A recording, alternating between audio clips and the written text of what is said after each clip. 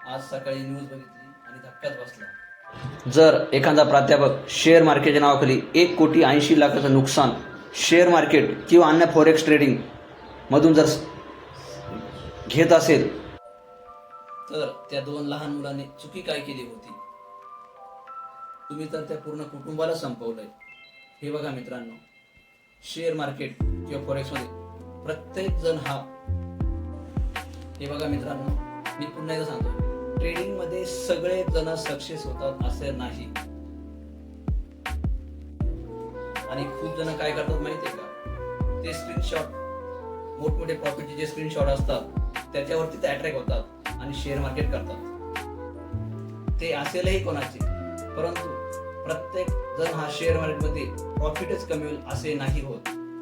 बेंचवरती बसणारा प्रत्येक विद्यार्थी हुशारच असतो, परंतु तो प्रत्येक जण हा नफा कमेलच हे सांगू शकत नाही।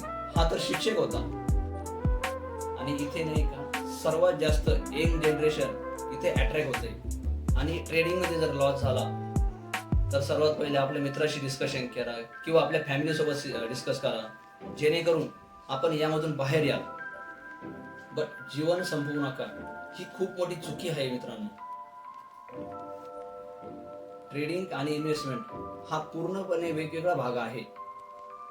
म्युच्युअल फंड मध्ये जर तुमचे पैसे असते तर आय नो तुम्ही, आमचाही पोर्टफोलिओ 10-12% खाली आलेला आहे, परंतु इथे तुमचे पैसे लॉस मध्ये गेले नसते। कारण ट्रेडिंग मध्ये तुम्हाला एक एक्सपायरी असते, त्या एक्सपायरीच्या वेळेतच तुम्हाला तो ट्रेड सेल करावा लागतो। तसे इथे तुम्हाला करावं लागत नाही।